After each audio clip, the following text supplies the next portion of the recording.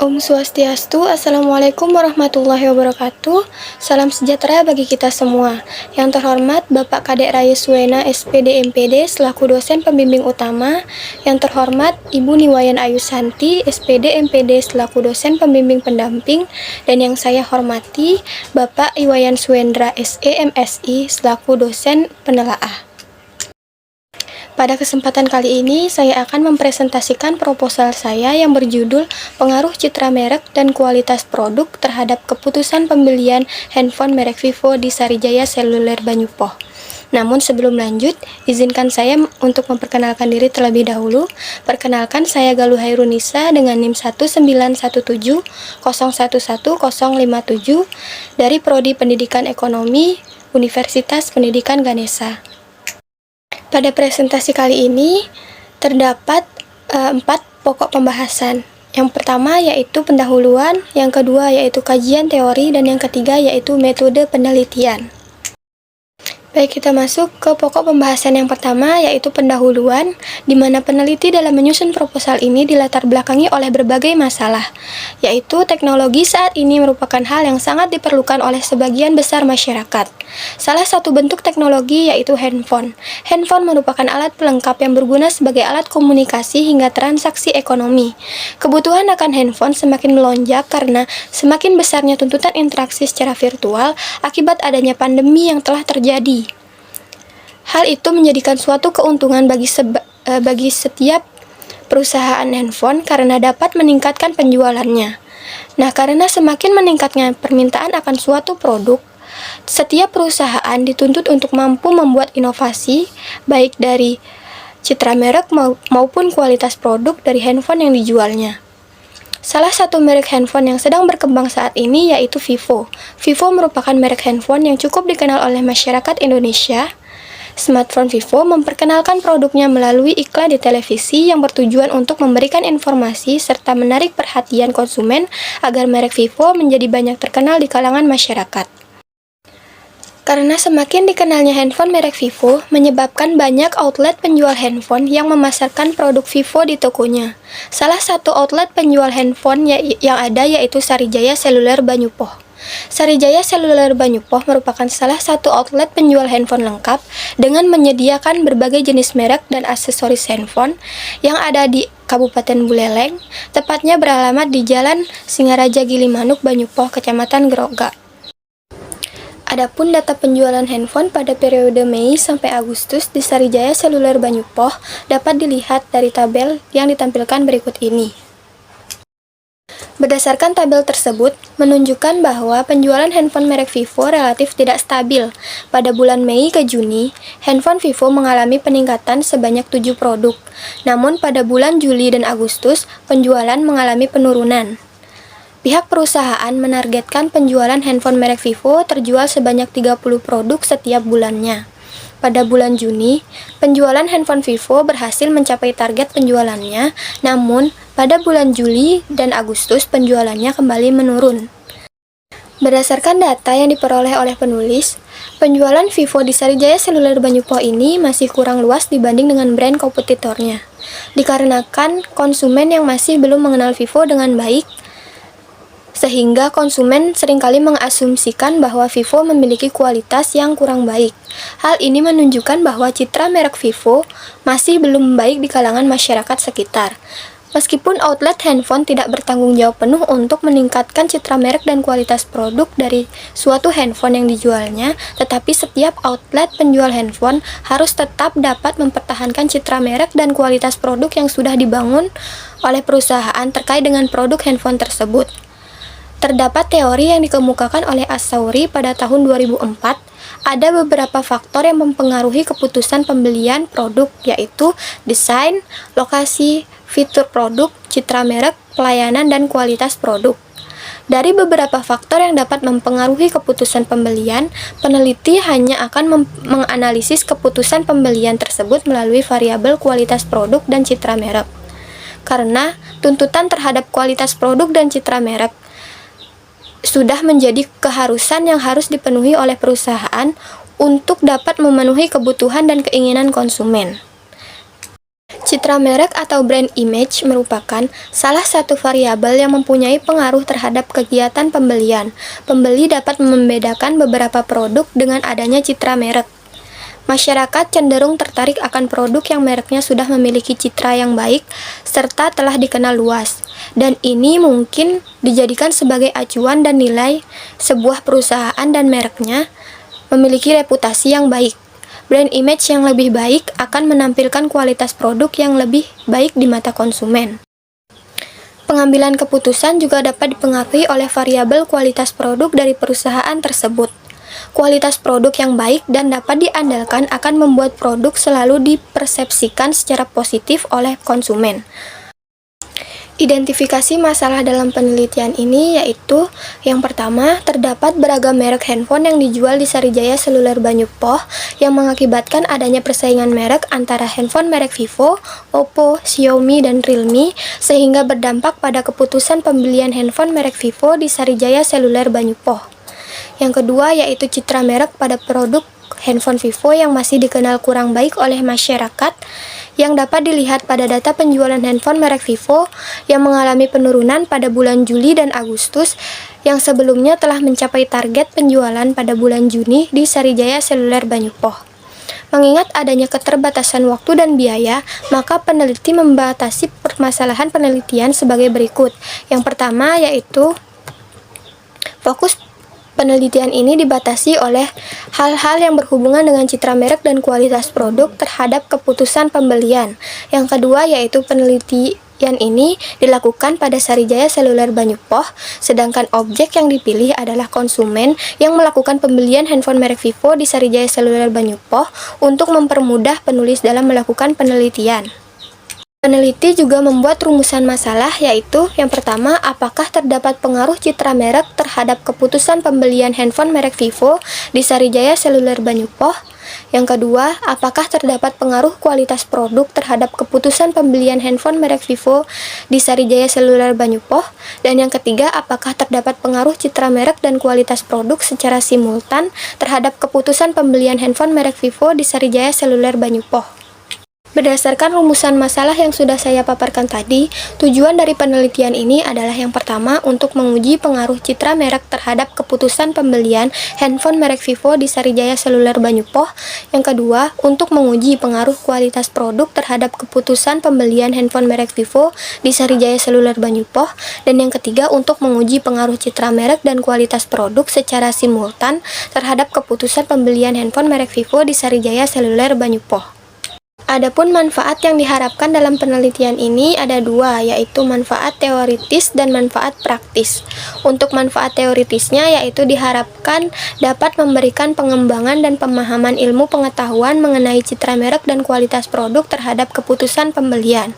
Sedangkan untuk manfaat praktisnya yaitu dapat dimanfaatkan oleh pihak manajemen Sarijaya Seluler Banyu-Poh sebagai bahan dasar untuk mengembangkan kegiatan atau kebijakan perusahaan dalam menentukan strategi-strategi pemasaran khususnya yang paling berkaitan dengan hal citra merek dan kualitas produk dalam keputusan pembelian.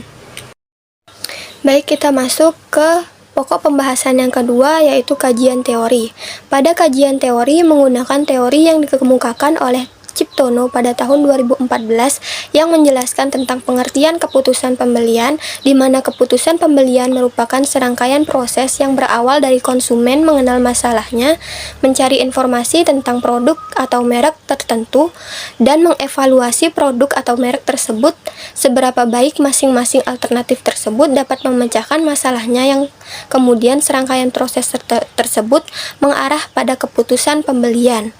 Kemudian, pada indikator keputusan pembelian menggunakan teori yang dikemukakan oleh Kotler dan Killer pada tahun 2012, di mana keputusan pembelian dapat diukur dengan indikator sebagai berikut. Yang pertama yaitu pilihan produk. Konsumen dapat mengambil keputusan untuk mengunjungi sebuah tempat untuk tujuan yang lain. Dalam hal ini, perusahaan harus memutuskan perhatiannya pada orang-orang yang berminat untuk memilih produk yang mereka kelola. Yang kedua yaitu pilihan merek atau brand. Konsumen harus memutuskan merek mana yang akan dipilih. Setiap merek memiliki perbedaan-perbedaannya sendiri. Yang ketiga yaitu pemilihan penyalur. Konsumen mengambil keputusan membeli suatu produk dari penyalur. Setiap konsumen berbeda-beda dalam hal menentukan penyalur yang bisa dikarenakan sebagai faktor. Yang keempat yaitu jumlah pembelian. Konsumen dapat mengambil keputusan tentang seberapa banyak produk atau jasa yang akan dipilih pada suatu saat pilihan yang dilakukan mungkin lebih dari satu. Dalam hal ini perusahaan harus mempersiapkan banyaknya produk atau jasa sesuai dengan keinginan yang berbeda-beda dari setiap konsumen. Yang kelima yaitu penentuan saat pembelian. Keputusan konsumen dalam pemilihan waktu pembelian bisa berbeda-beda. Yang keenam yaitu metode pembayaran. Konsumen dalam pembelian sebuah produk pasti melakukan suatu pembayaran. Pada saat pembayaran inilah biasanya konsumen ada yang melakukan pembayaran secara tunai maupun kredit. Selanjutnya yaitu pengertian dari citra merek menggunakan teori yang dikemukakan oleh David pada tahun 2006, di mana citra merek atau brand image merupakan representasi dari keseluruhan represi terhadap merek dan dibentuk dari informasi dan pengalaman masa lalu terhadap merek itu. Merek dapat dideskripsikan dengan karakteristik-karakteristik tertentu seperti manusia. Semakin positif deskripsi tersebut, maka semakin kuat brand image dan semakin banyak kesempatan bagi pertumbuhan merek itu. Kemudian, menurut Shimamura, pada tahun 2008, menerangkan bahwa indikator citra merek atau brand image terdiri dari 3 bagian, yaitu yang pertama yaitu corporate image atau citra pembuat, yaitu sekumpulan asosiasi yang dipersepsikan konsumen terhadap perusahaan yang membuat suatu barang atau jasa. Yang kedua yaitu user image atau citra memakai, yaitu sekumpulan asosiasi yang dipersepsikan konsumen terhadap pemakai yang menggunakan suatu barang atau jasa. Dan yang ketiga yaitu produk image atau citra produk, yaitu sekumpulan asosiasi yang dipersepsikan konsumen terhadap suatu barang atau jasa. Selanjutnya, pada pengertian kualitas produk menggunakan teori yang dikemukakan oleh Kotler dan Armstrong pada tahun 2008, di mana kualitas produk adalah sekumpulan ciri-ciri karakteristik dari barang dan jasa yang mempunyai kemampuan untuk memenuhi kebutuhan, yang merupakan suatu pengertian dari gabungan daya tahan, keandalan, ketepatan, kemudahan, pemeliharaan, serta atribut-atribut lainnya dari suatu produk. Adapun indikator-indikator kualitas produk menurut Ciptono pada tahun 2001 adalah yang pertama kinerja atau performance, yaitu karakteristik operasi pokok dari suatu produk inti atau core produk yang dibeli. Yang kedua yaitu keistimewaan tambahan atau features, yaitu karakteristik sekunder atau pelengkap. Yang ketiga yaitu kehandalan atau reliability, yaitu kemungkinan kecil akan mengalami kerusakan atau gagal dipakai. Yang keempat yaitu daya tahan atau durability, yaitu ketahanan produk tersebut dapat digunakan. Dari hasil penelitian terdahulu yang relevan dapat dijadikan sebagai rujukan referensi dan acuan dalam penelitian ini adalah sebagai berikut.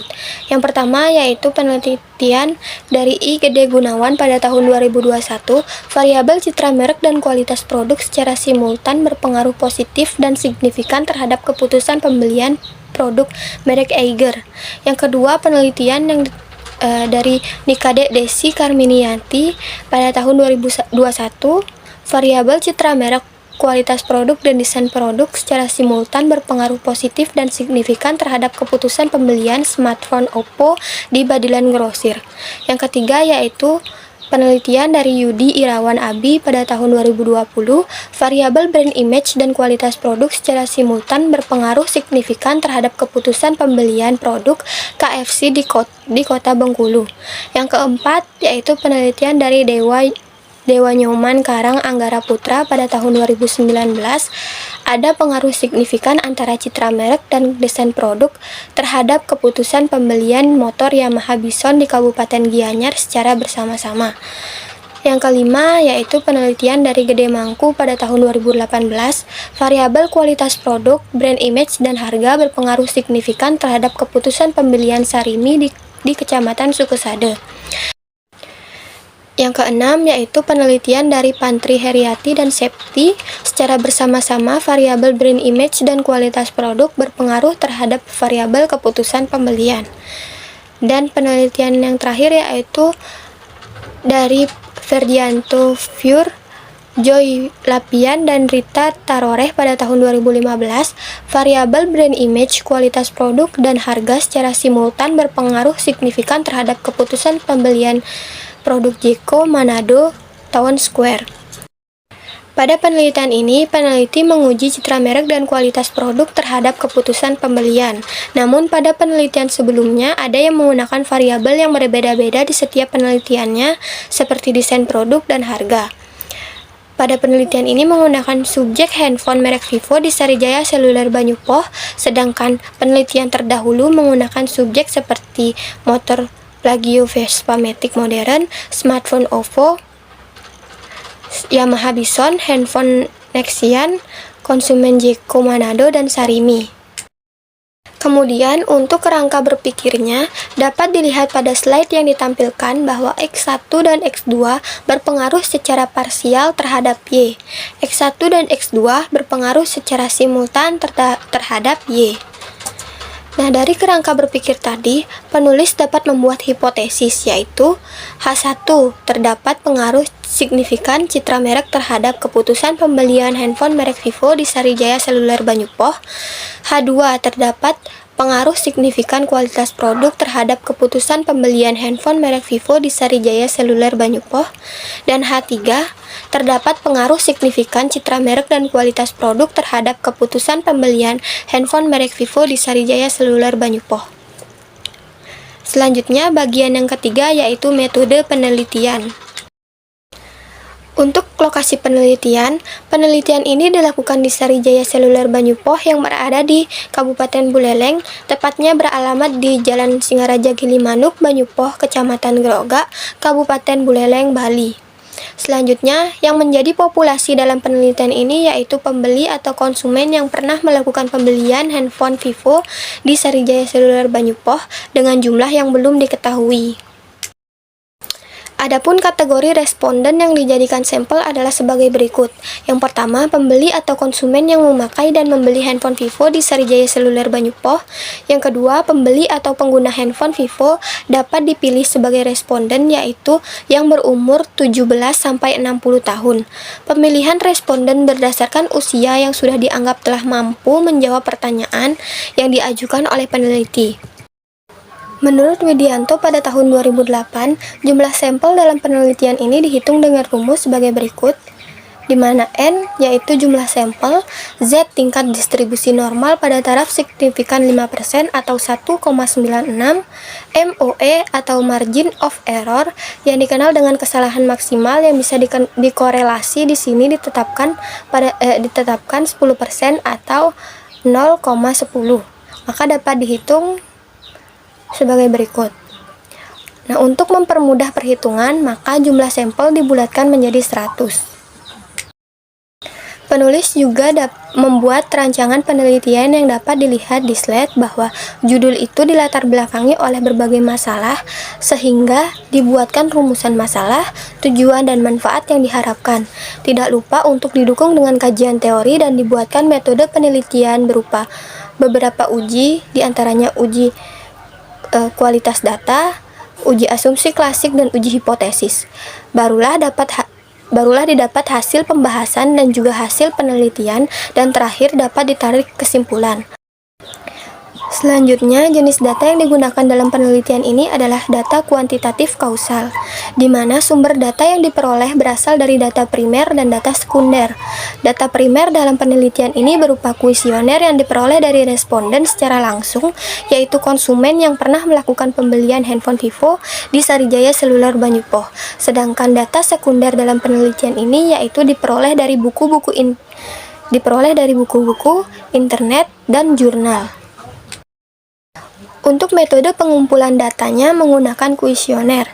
Pada instrumen penelitiannya, indikator untuk keputusan pembelian terdiri dari yang pertama pilihan produk, yang kedua pilihan merek, yang ketiga pemilihan penyalur, yang keempat jumlah pembelian konsumen, yang kelima penentuan saat pembelian, dan yang keenam metode pembayaran. Untuk indikator citra merek terdiri dari corporate image atau citra pembuat, user image atau citra pemakai, dan product image atau citra produk. Dan indikator untuk kualitas produk terdiri dari yang pertama kinerja, keistimewaan tambahan, kehandalan, dan daya tahan. Yang terakhir untuk teknik analisis data menggunakan 3 uji, yaitu uji kualitas data, uji asumsi klasik, dan uji hipotesis. Uji kualitas data terdiri dari uji validitas dan uji reliabilitas. Uji asumsi klasik terdiri dari uji normalitas, uji multikolinearitas, dan uji heteroskedasitas. Dan uji hipotesis terdiri dari uji T dan uji F. Baik, itu saja yang dapat saya paparkan. Mohon maaf apabila ada kesalahan dalam penyampaian. Akhir kata saya ucapkan terima kasih. Om Santi Santi Santi Om. Wassalamualaikum warahmatullahi wabarakatuh.